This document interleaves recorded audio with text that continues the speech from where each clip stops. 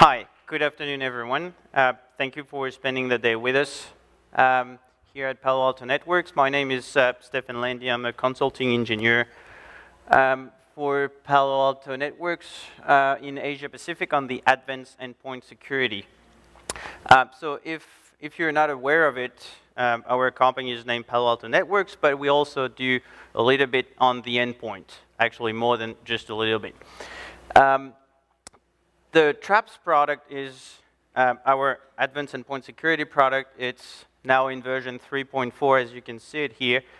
So it's not a brand new product. It might not be well known in Korea because we released it in Asia Pacific in November last year. So it's fairly a new product here on the market in Asia.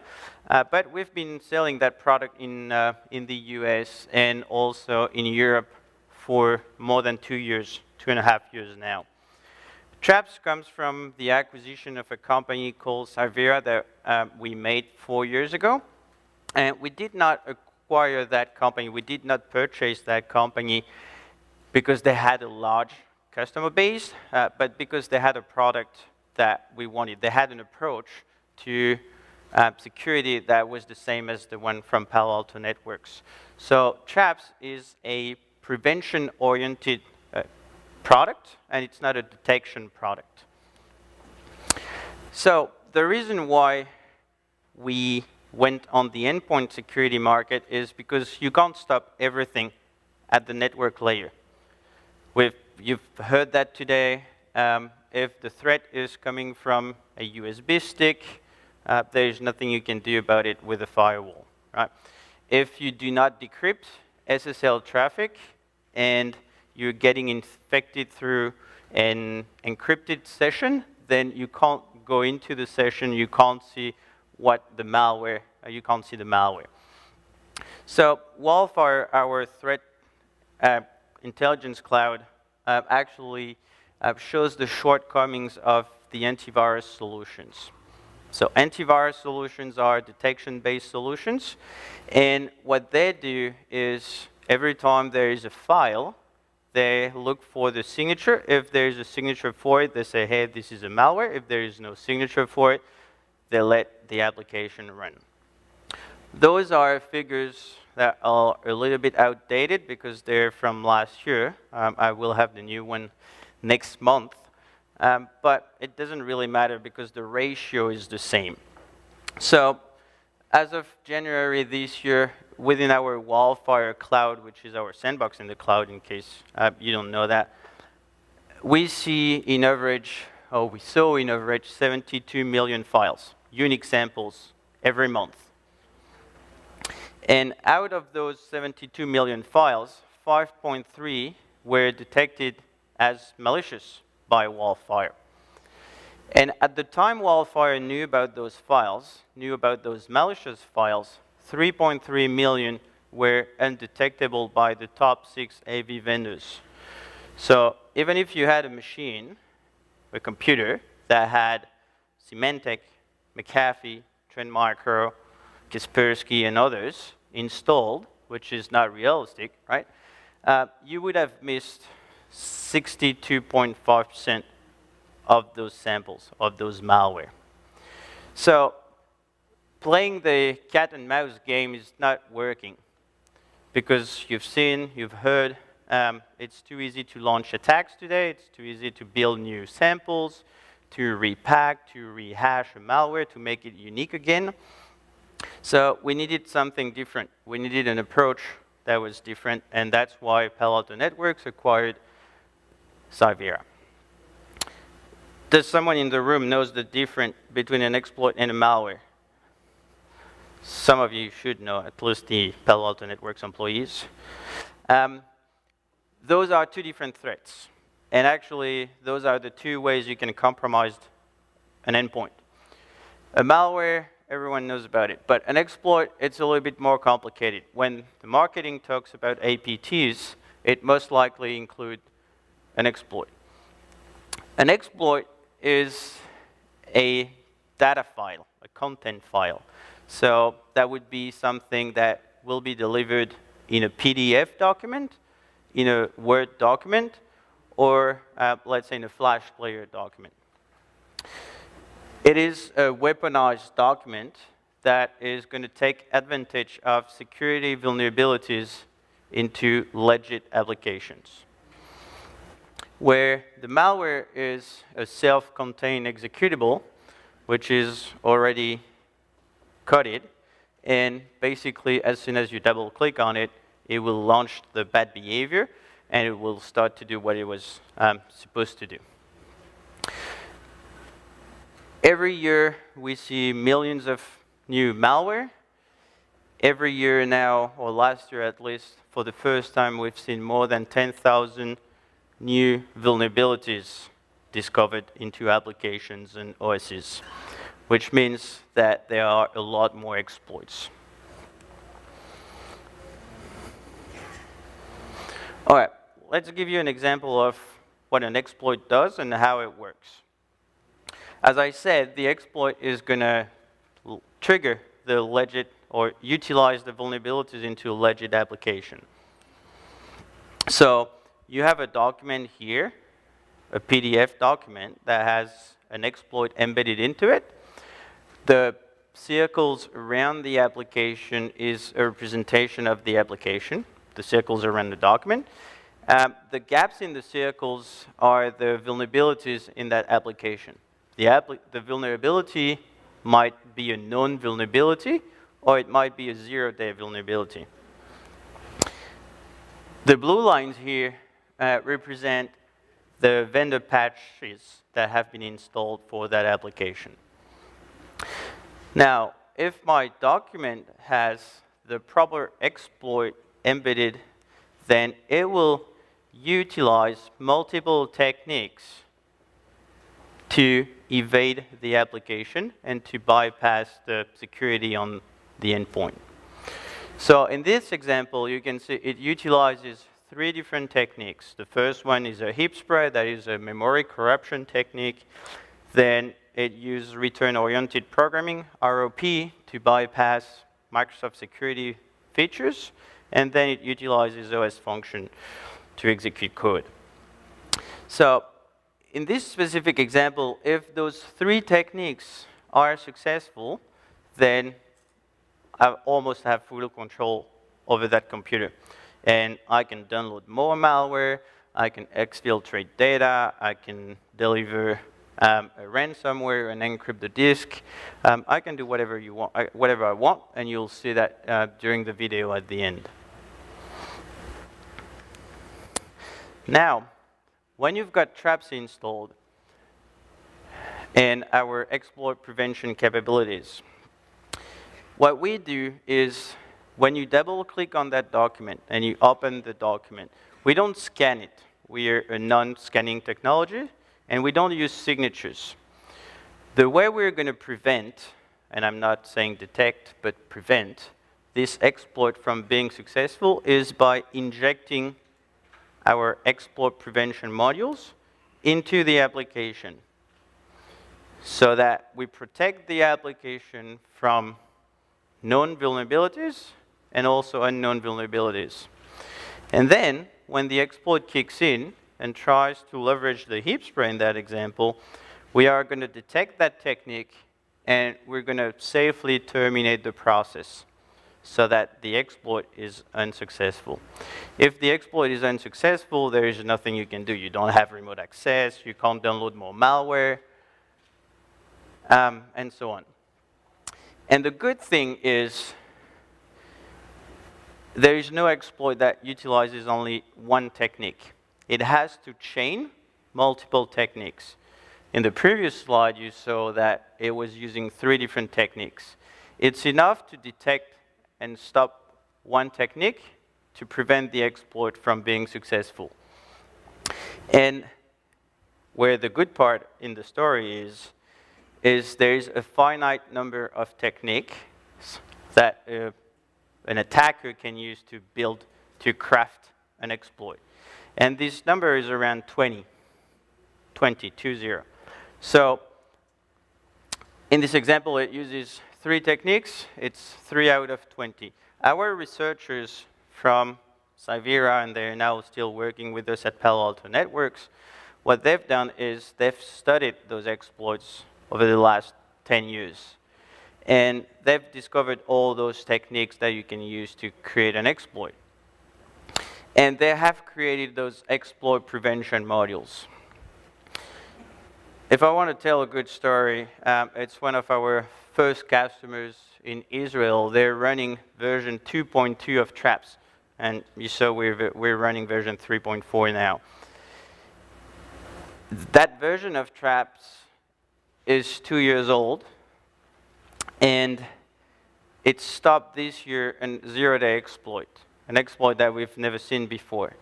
And the reason for that is, even if we don't use signatures, even if we don't scan, because all exploits are using the same techniques, it's enough, or even an old product, an old version of our product is capable of stopping today zero-day threats, the zero-day exploits.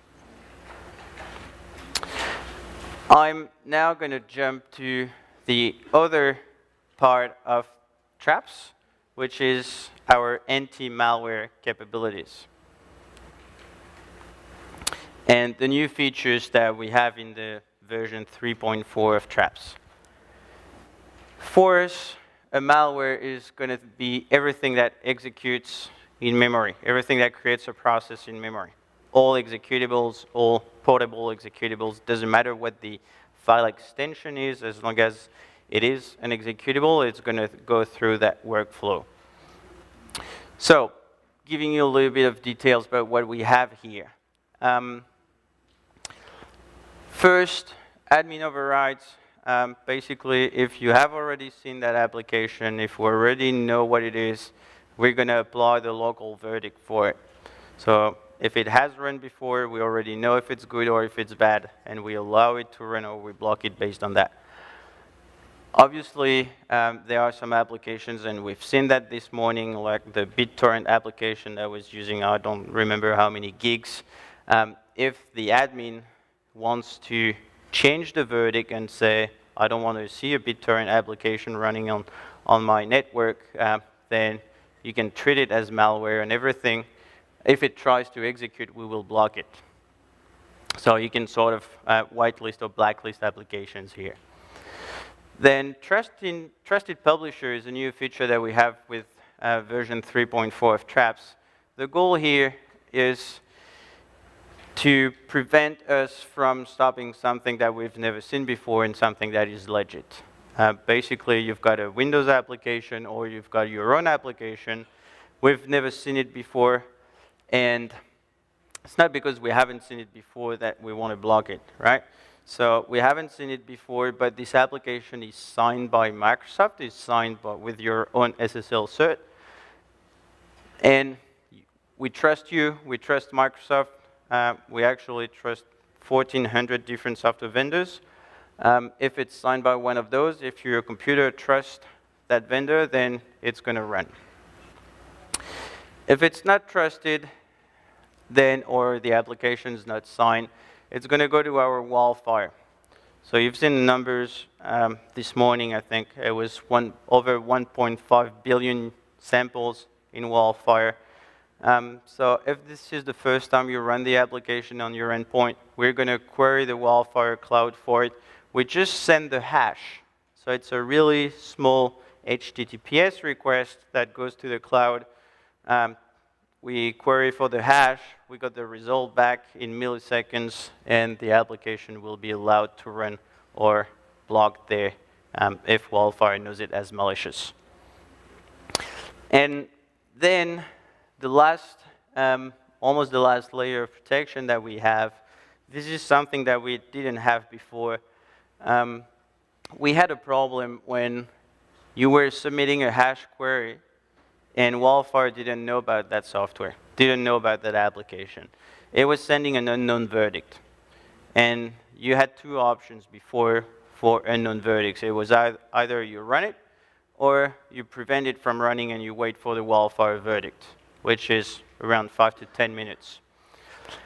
So with the version 3.4, what we have is we use a static analysis engine directly on the endpoint, so the technology sits on the endpoint. It does not require any internet connection. and we read through the file. So we don't sandbox the file, we don't run the file, we just look through the file. So we look at the functions, the sections, the entropy, we look at whether it's obfuscated or not. There are 300 different characteristics that we're looking at, and we make a decision. It takes 200 milliseconds to do that. So basically for the user, you won't even see it. It's unnoticeable for the user.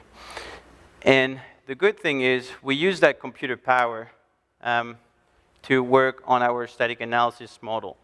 So yeah, machine learning, we're actually capable of getting all the samples that we receive every day, and we receive a lot of samples every day, and run them through our static analysis engine and see how good we do. And of course, if there is a new family, a new malware family that we've never seen before, because malware is evolving every day, but not as fast as that, we would have to reconfigure the static analysis engine. So we deliver updates for that every month. So Traps requires one update every month. That's what it requires, no signatures, right? I'll give you the takeaways at the end. Then after that, we still have another layer of protection that we call execution restriction. There are some behaviors that malware uses, and we see that. For example, you connect to a website, something gets downloaded, a drive-by download, it usually goes to the user temp folder. If you prevent execution from an application in the temp folder, then there are good chances that this application is a malware. If Word tries to launch an application which is in the temp folder, it most likely is a malware as well. So you can configure those rules to prevent execution of application based on the location, if it contains a child process, and other things like that. Another two features from Traps 3.4, we now have the capability to remediate or to put into a quarantine folder any malware that we've discovered. And also we support the grayware identification that we had in Wildfire that we didn't have in Traps. So now everything that is a grayware, if you want, is also going to be considered as a malware and will be prevented. Now, I'll quickly guide through that video. So the first scenario is we've got McAfee up to date, McAfee virus scan up to date, and Traps on the left side, but Traps doesn't do anything, it's disabled. On the right side, I've got the attacker screen. I double click on the Word document that is on the background, and when you look at it, it looks like a legit document, right? But if you start to look at the page count, which is here, maybe you don't really see it, but it's actually now up to page 700, that document contains 1,200 pages. And there's an exploit that sits page 1,200. As soon as I reach that page 1,200, another 200 pages, you'll see on the right side of the screen what happens. The exploit kicks in, leverages multiple techniques, and then the attackers get the metapredator or the shell. And I can now do a lot of things. So to give you an example, we can list what's on the file system. We can see where we sit. We can also list the processes that are running.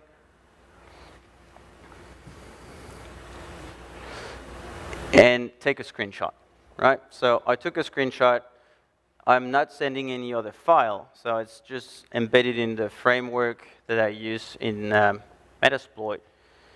So that shows you that an exploit can do a lot of things without dropping any other files. I don't have to send a malware. Then I enter the shell and I can start applications. So basically I've got full control. Now I'll do the same thing with Traps enabled.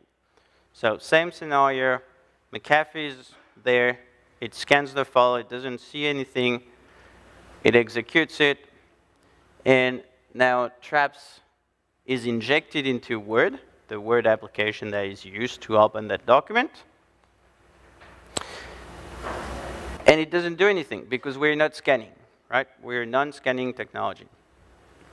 But as soon as I reach page 1200, you will see I'm getting a traps prevention alert. This exploit used 3 different techniques. We can block every single one of those.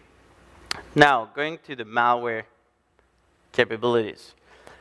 I have here a sample that I got from Wildfire. I changed the sample, so I rehashed the sample.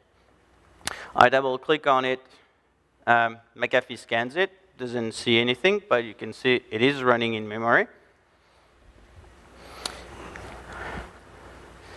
And you will start to see on the left-hand side on the desktop a few files coming in. So traps is disabled.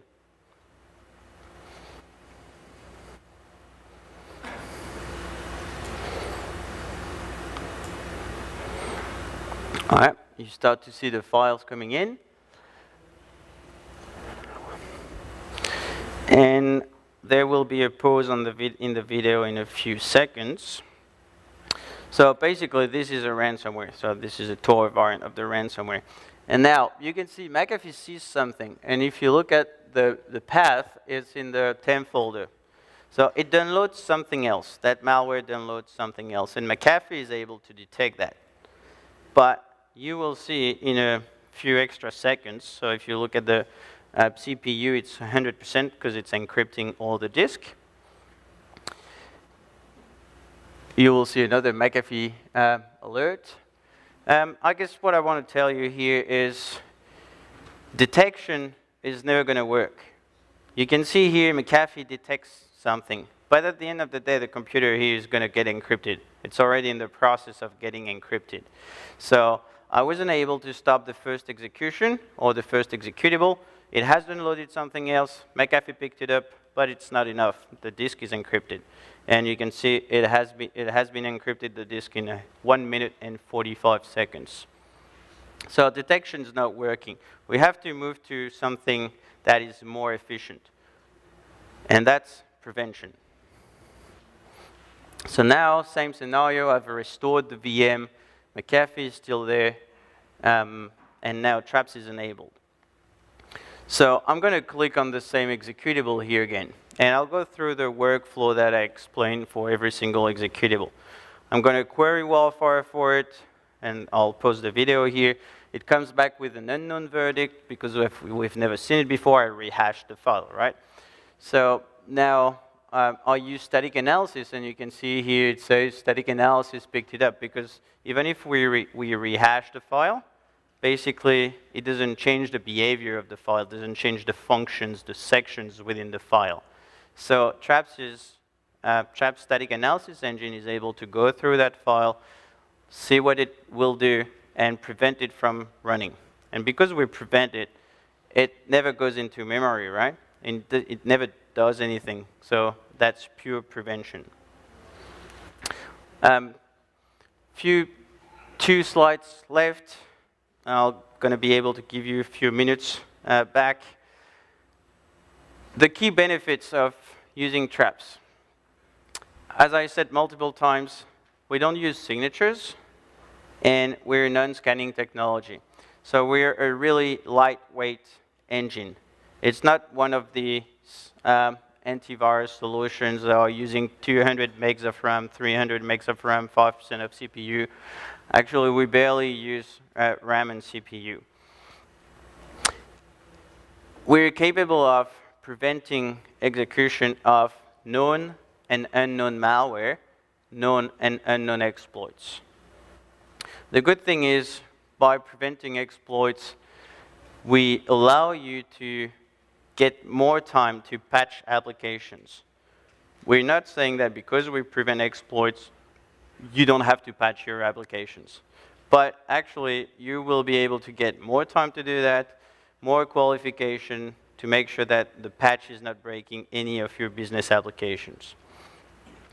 And as you've seen before, it also integrates with our network, and cloud. So it creates that ecosystem where everything talks together.